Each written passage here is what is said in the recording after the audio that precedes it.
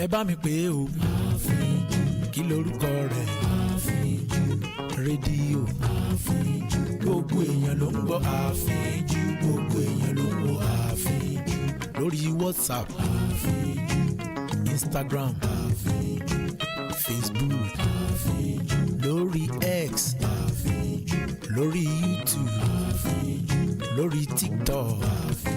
Kí lorúkọ rẹ̀? Ẹ bá mi pè é o. Rédíò. Gbogbo èèyàn ló ń gbọ́ àfínjú. Gbogbo èèyàn ló ń wo àfínjú. Gbogbo èèyàn ló ń gbọ́ àfínjú. Gbogbo èèyàn ló ń wo àfínjú. Rédíò àfínjú. Rédíò àfínjú. Rédíò àfínjú. Wherever you're listening or watching Radio Afiju, the time is 3 p.m. Stay informed with news on Radio Afiju.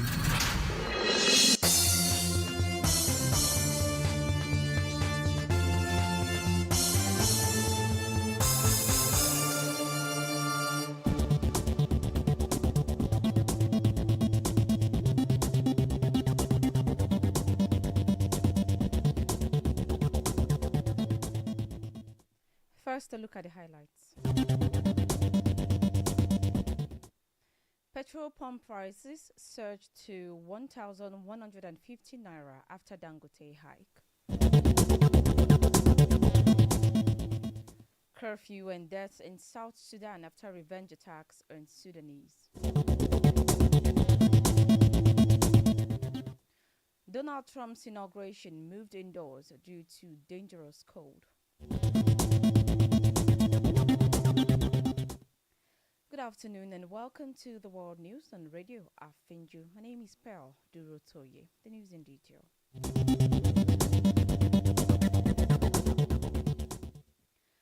The pump prices of premium motor spirits, popularly called petrol, have risen to between 1,050 naira and 1,150 naira per litre, depending on the area of purchase, following the hike in the cost of the commodity by the Dangote Petroleum Refinery and various depot owners. The national president of the Petroleum and Natural Gas Senior Staff Association of Nigeria, Festus Osifo, earlier alluded to this when he pointed out that petrol prices might soon rise if the cost of crude oil continued to increase. On Friday, there was an upward adjustment in the price of petrol produced by the Dangote Petrochemical Refinery. The $20 billion plant raised its PMS from 899 naira per litre to 955 naira per litre at its loading gantry. The refinery, in an email statement sent to its customers, said its refined products would now be priced at the new cost. This adjustment applies to all stock balances yet to be lifted by the stated time, while pending stock as of the effective time will also be repriced at the updated rates. The statement added that the new price regime took effect from 5:30 p.m. on Friday.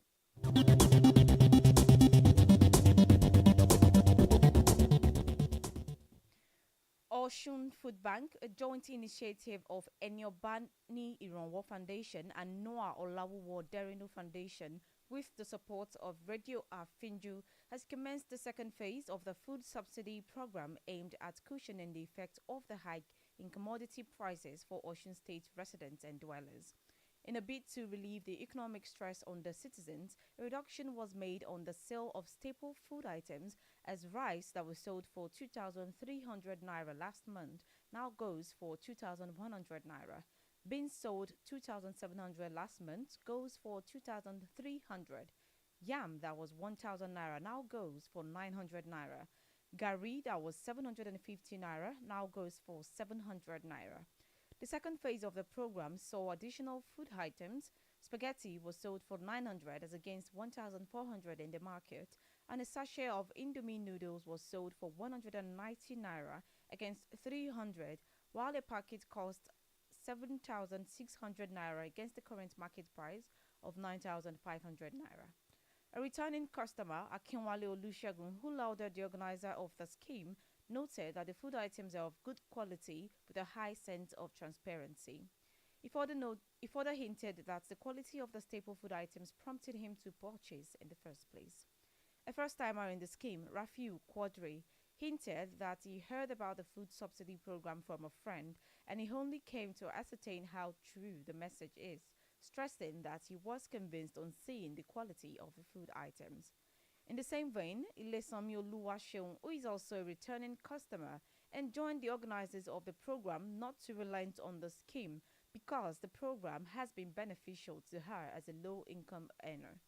Speaking with newsmen at the event, one of the program officers, Tolulope Awoyale, asserted that the 30% of food subsidy program scheme has no political backing but rather a mere giving back to the society and also a way of easing economic hardship on the citizens of Osun State. She further noted that the scheme would be a monthly program to reach 1,000 families each month, as not less than 30 individuals were present at the event.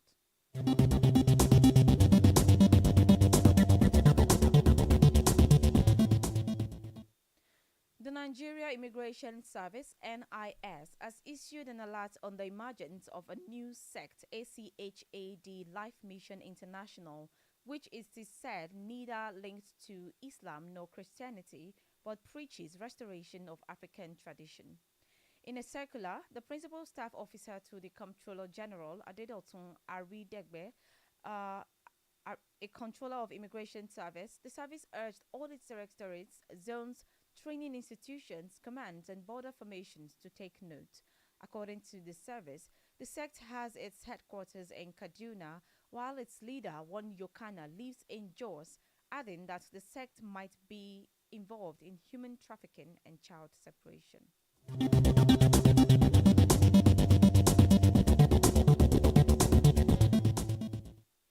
The Nigerian Security and Civil Defense Corps (NSCDC) Federal Capital Territory Command paraded 36 scavengers arrested across Abuja for alleged involvement in criminal activities, including vandalism and theft of public infrastructure. Addressing journalists, the FCT Commandant Olushola Odemoshu disclosed that the suspects were apprehended in various parts of the city center and suburbs as part of an ongoing crackdown on scavengers, locally known as Babambola. The arrest followed directives from the FCT Minister, Nyesom Wike, to ban scavenging in the territory and suspend commercial activities in Panteka markets for 2 weeks. The commandant revealed that the suspects were also linked to robbery, theft of household items, and other criminal activities. Recovered items included 4 daggers, 3 jackknives, chisels, iron rods, narcotic substances, codeine syrup, and wraps of cannabis.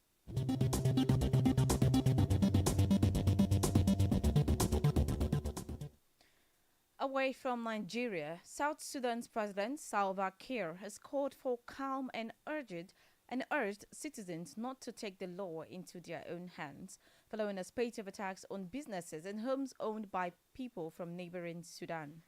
Police say 3 people have been killed and 7 were wounded in violent confrontations with security officers in the capital, Juba, and the northwestern town of Awil. The nationalities have not been disclosed. According to officers, 3 houses belonging to Sudanese nationals were set on fire in Awil. On Friday, a dusk to dawn curfew was announced to try to bring tensions under control.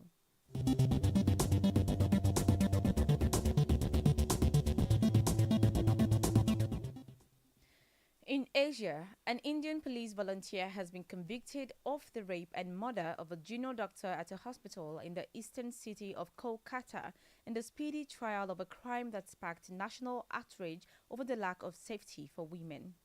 It was learned that the woman's body was found in the classroom at the state-run RG Kar Medical College and Hospital on August 9. Other doctors stayed off work for weeks to demand justice for her and better security at public hospitals.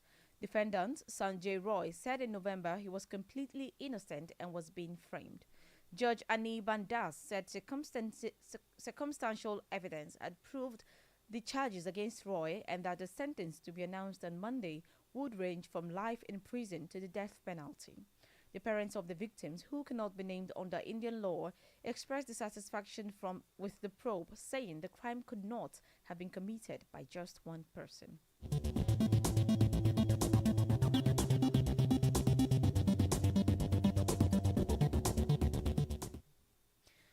South Korea's impeached president Yoon Suk-yeol attended a court hearing today to fight a request by investigators to extend his detention on accusations of insurrection.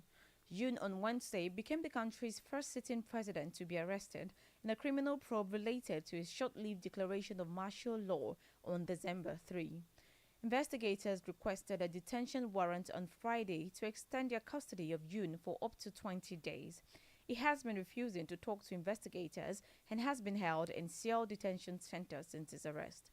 Yoon's lawyer said that after hearing, he is expected to return to Seoul Detention Center to await the court's decision, which is expected on Saturday or Sunday.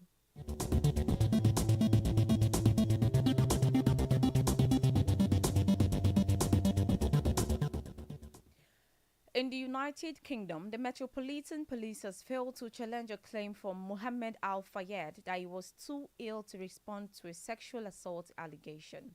An American woman, Pelham Sponge, reported to officers in 2017 that the tycoon had assaulted her a decade before, but the investigation was shut down with police saying they were unable to obtain an account from the suspect owing to his poor state of health.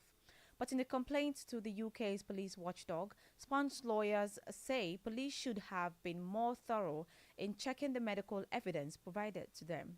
The Metropolitan Police said its review of allegations relating to Mohammed Al Fayed remain ongoing and will share its findings as soon as possible.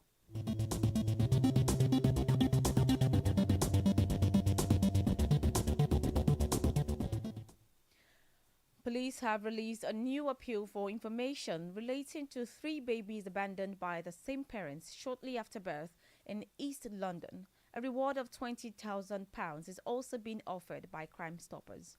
It is exactly 1 year since baby Elsa was found alive in a shopping bag near the Greenway footpath in East London, just an hour old. Police have now released a photo of the Boots carrier bag. The baby was extremely cold, so hospital staff named her Elsa after the character in the Disney film Frozen. Baby Harry was found in September 2017, wrapped in a blanket again shortly after he was born. The other newborn baby, Roman, was found in freezing temperatures in February 2019, wrapped in a white towel and placed in a shopping bag.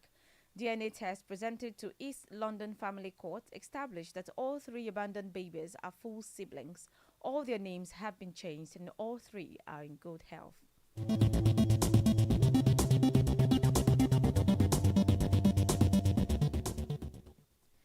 In Europe, Ukrainian officials have said 3 people have been killed in a Russian airstrike on Kyiv overnight. Sources say a ballistic missile landed just before the authorities sounded the alarm at 6 o'clock local time, shortly after a previous air raid alert had ended. The city's mayor, Vitaly Klitschko, said windows were shattered in the central Shevchenkivsky district, including at a metro station, and a fire broke out in a non-residential building. It is not clear what was targeted. Officials earlier reported 4 people had died in the attack.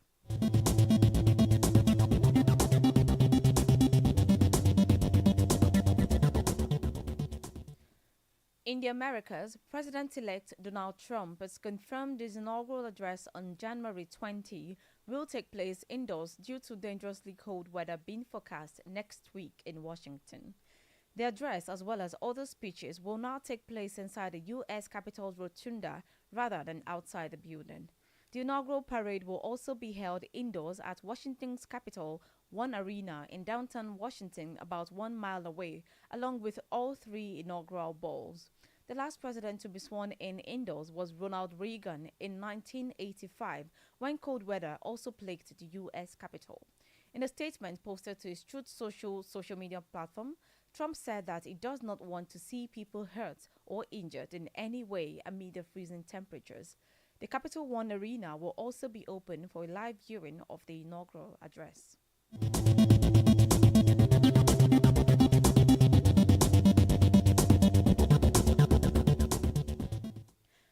TikTok has warned late Friday it will go dark in the United States on Sunday unless President Joe Biden's administration provides assurances to companies like Apple and Google that they will not face enforcement actions when a ban takes effect.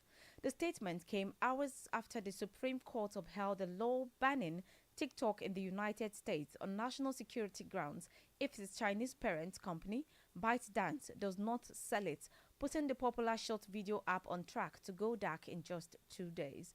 The court's 9-0 decision throws the social media platform and its 170 million American users into limbo and its fate in the hands of Donald Trump, who has vowed to rescue TikTok after returning to presidency on Monday.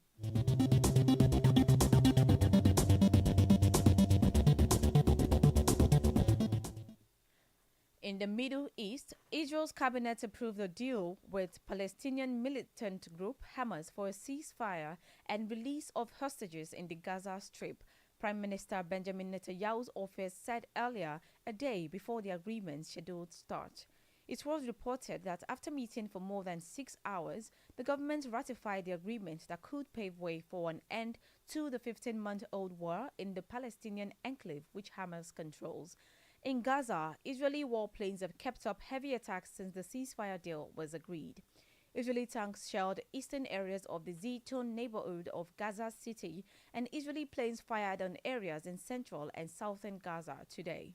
Medics in Gaza said 5 people were killed in a tent in the Mawasi area west of Khan Yunis during an airstrike on the enclave's south.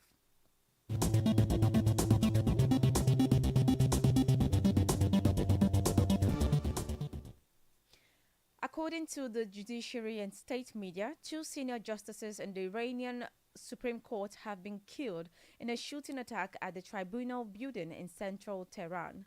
The assassination was carried out by an armed person who killed himself after opening fire early today. The victims were identified as Hojat Razini and Hojat Makise, each of whom presided over different branches of the court.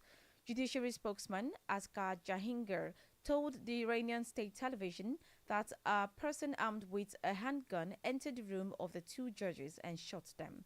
The identity of the attacker and his motive were not immediately clear.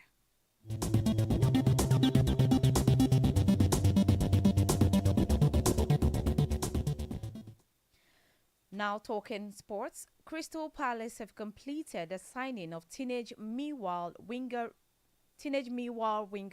Roman Esse on a 5.5-year deal. The 19-year-old Lions Academy graduate, who has represented England at under 18, under 19 and under 20 levels, joins for a reported external fee of £12 million, potentially rising to £14.5 million with add-ons.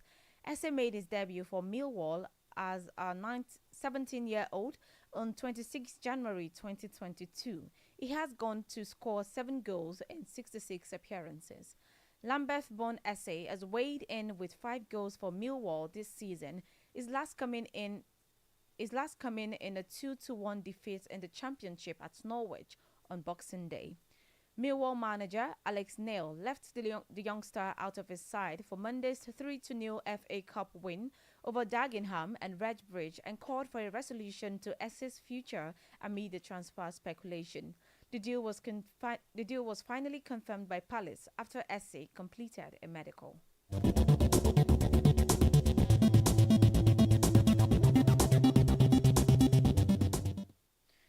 Before we go, here again are the highlights. Following the hike in the cost of petrol by the Dangote Petroleum Refinery and various depot owners, pump price has risen to between 1,050 naira and 1,150 naira per litre. Elsewhere, South Sudan's President Salva Kiir has called for calm and urged citizens not to take the law into their own hands following a spate of attacks on businesses and homes owned by people from neighboring Sudan. In the Americas, President-elect Donald Trump has confirmed his inaugural address on 20 January will take place indoors due to dangerously cold weather being forecast next week in Washington.